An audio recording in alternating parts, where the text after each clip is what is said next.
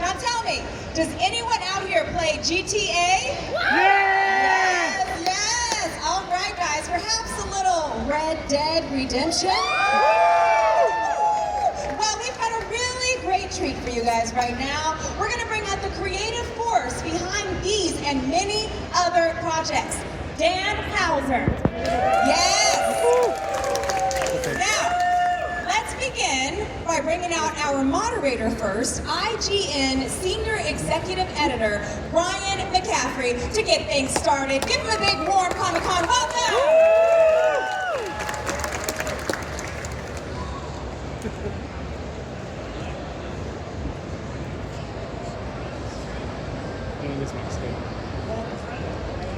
Brian's rule!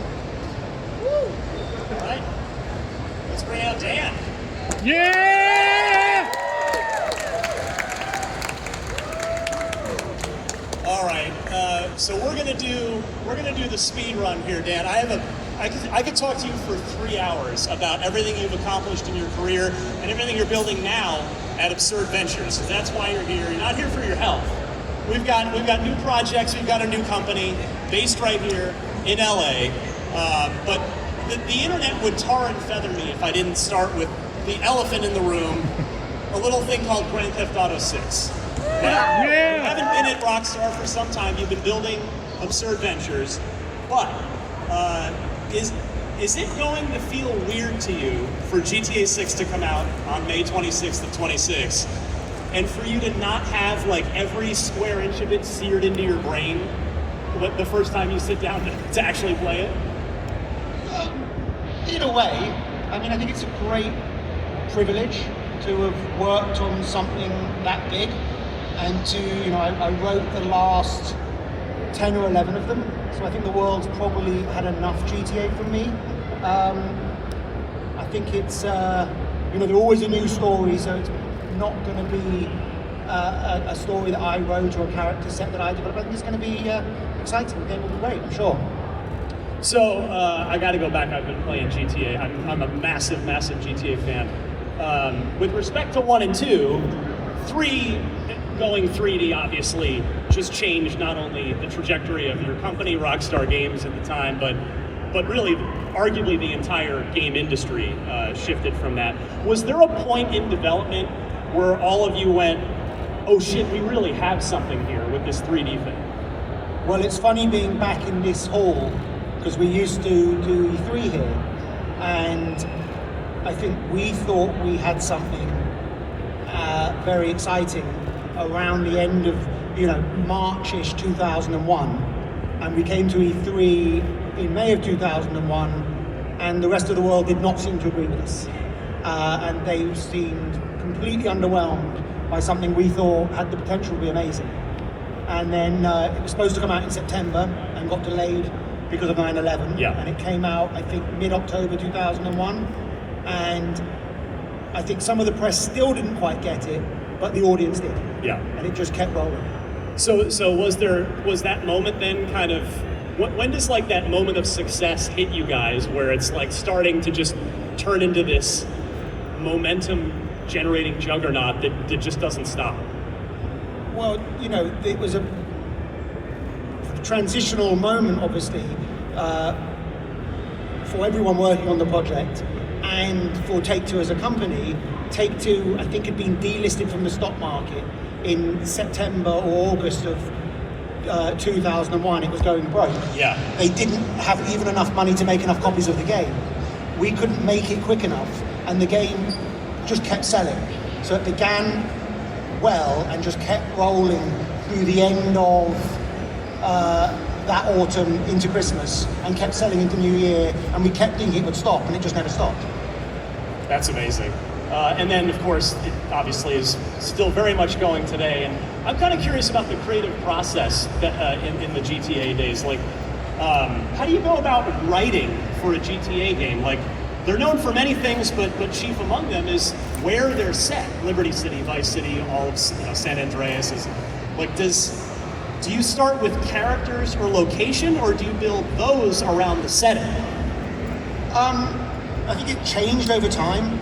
I think when I started work on GTA 3, the team already had laid out a story and made a few adjustments, but really we were figuring out quite fundamental building blocks of how we do storytelling in an open world game. You know, we'd heard other people were doing motion capture cutscenes, so we thought that sounds fun. We had no money, so we bought it by the second, found a studio in Long Island that could do it by the second. They could only do 3 people at once.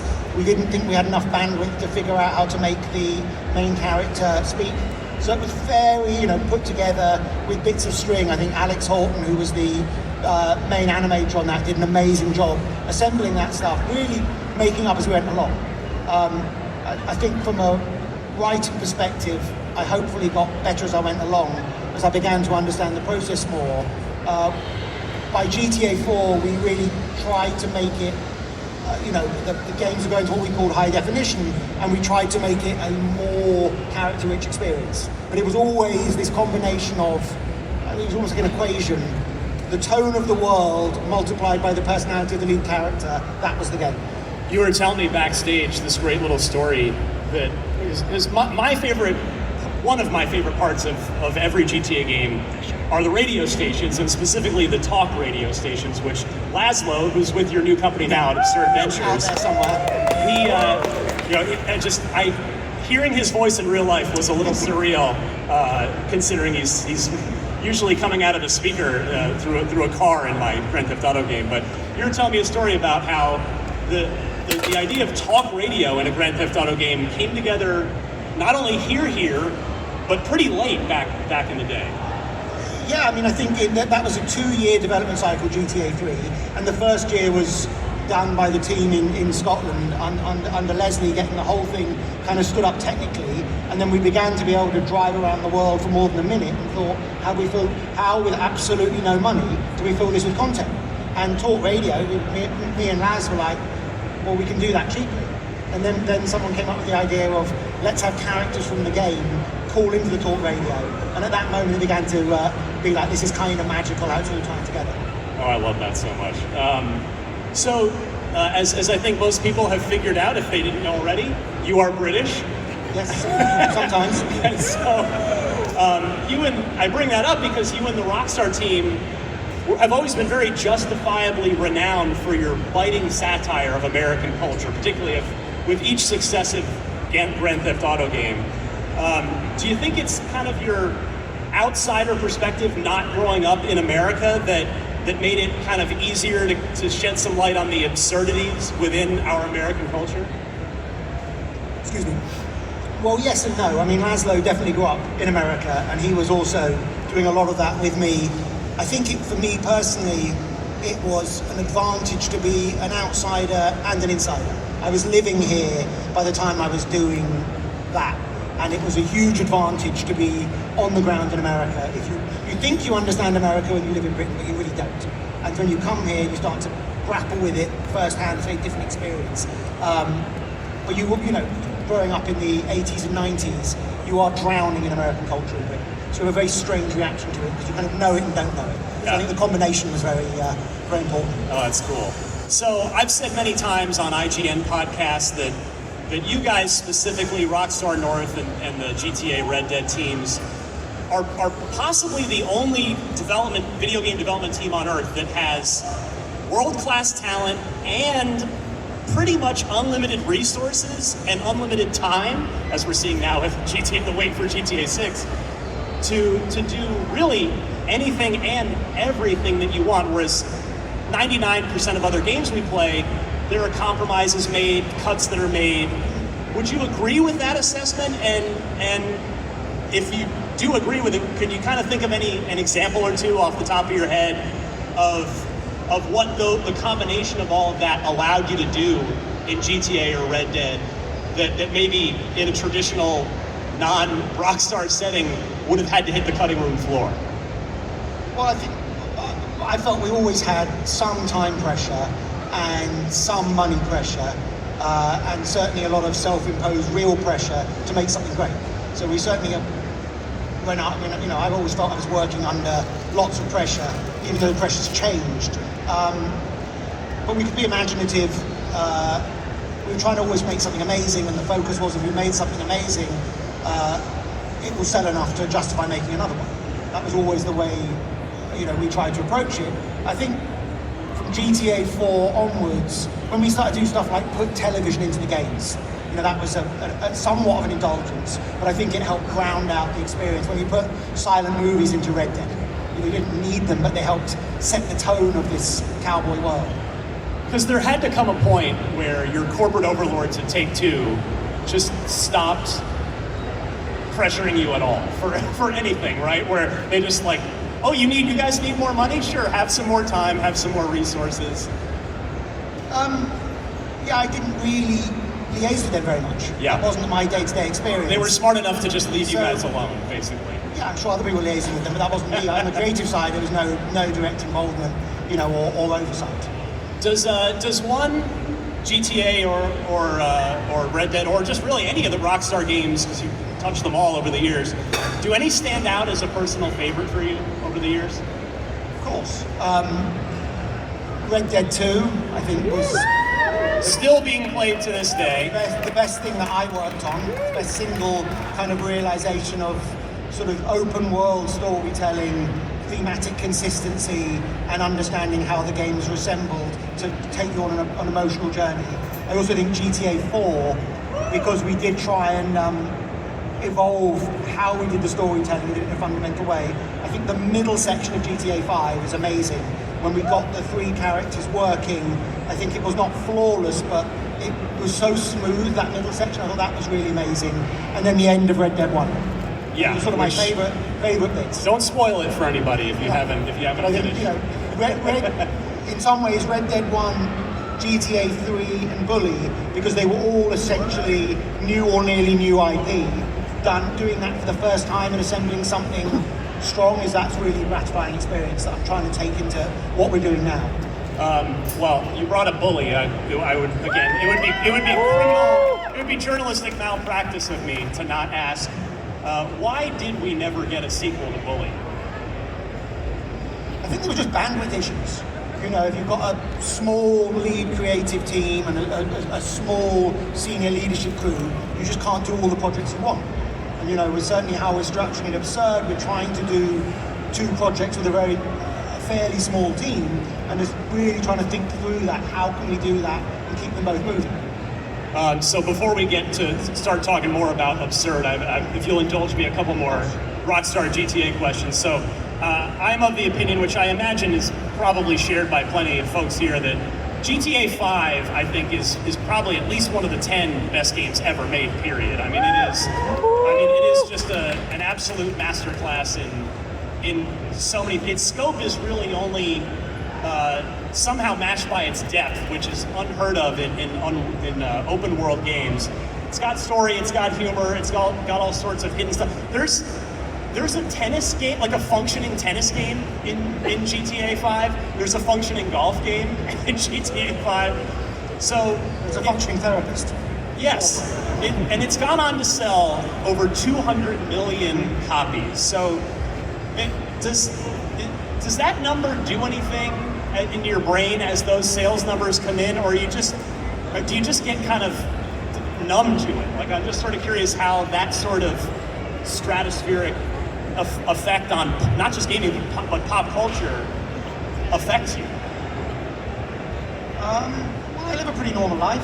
What are you going to do? I love making stuff. I think that was why we went all in as a company. I went all in as an individual on trying to make Red Dead 2 a counterpoint to that. Because if you've made one of the biggest things ever, I wanted to make something really special for the next game, and that was really, that was tonally very different, but took some of the ideas and took them in a different direction. So I think, you're always trying to compete with what you've done in the past up to a point, but really it can't be from a sales perspective. It has to be from a creative perspective, or you'll send yourself insane. So, all right, Absurd Ventures, that's what we're here to talk about. That's what you're building right now over in Santa Monica. And San Rafael. Yes, second studio of My Way. So, I had the pleasure of reading the first 2 issues of American Caper, which is your new graphic novel. It's on sale November 12th, by the way. Everybody make sure to check that out, especially if you're a GTA fan. You'll see kind of a few common themes there, and that's kind of what I wanted to ask you about. it seems very normal in the opening pages, and then it gets pretty dark pretty quickly. So I would argue that it's darker than anything you ever did at Rockstar. I don't know if you'd agree with that assessment, but what inspired the idea for American Caper? I don't know if it's darker than Trevor, but it's from GTA 5. Yeah. It's heading in that direction. I love doing, obviously, crime comedy, and didn't want to do, having done lots of stories about carjackers, or people who had to be tough and be carjackers, and living in this moment right now, wanted to tell a story about some degenerate criminals from a completely different perspective, and a completely different part of the world that you could never make a GTA game in. Yeah. So, a combination of factors. I kind of saw what I thought were some similar themes to, at least in the Grand Theft Auto work specifically, like the American dream, I think is sort of touched on. The male ego is touched on, yeah. And violence as a means to an end, or at least an apparent solution to the character's problems. So, would you kind of agree with that? And what keeps you coming back to those themes throughout a lot of your work?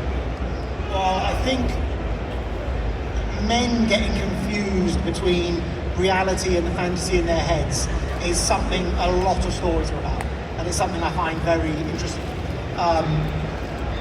America, particularly the rural West in this moment right now, is something I found interesting, thought was an interesting place to set a sort of dark comedy.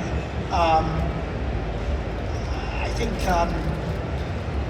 we're trying to do, still grappling with kind of contemporary American themes, but doing it from a different perspective, where the heroes are not kind of outsider criminals from the wrong side of the tracks, but people that should be insiders and have been led astray. I thought that was a really interesting take on the kind of criminal, the space where between sort of criminality and political beliefs has got so blurred. I thought that was interesting and worth looking at. For folks that haven't had a chance to pick up American Caper yet, can you kind of give the quick, elevator pitch version of what it's all about? Small town, suburban, quote unquote, successful people. One is a happily married-ish, in his mind, lawyer. The other is a happily married, in his mind, property developer. Both have made some terrible mistakes, and their lives go very awry. So to wrap up, you are not, we're talking American Caper, this graphic novel. You've got a podcast series as well, and an accompanying book with that. But you're not out of gaming. You're not out of gaming. Absurd Ventures is teaming up with Smilegate on your company's first game. Can you give us any hints about Absurd Ventures' first video game? Well, we've got 2 games in development. One is in our comedy world, which we're calling the Absurdiverse, and it's going to be an open world third-person comedy. And the other is set in our other universe, which is called A Better Paradise, and it's going to be a third-person dystopian tragedy, or dystopian mess. And it's both are in early development, both really exciting to be working on something new. Well, it's great to have you back in video games, and in the meantime, you can go read American Caper, the graphic novel series, out November 12th. So that's keep an eye out for that. Just a couple months from now. Dan Houser, co-founder of Rockstar, co-creator of Red Dead Redemption, and the list goes on, and now founder of Absurd Ventures. Follow him, check him out. Thank you, everybody. Appreciate it.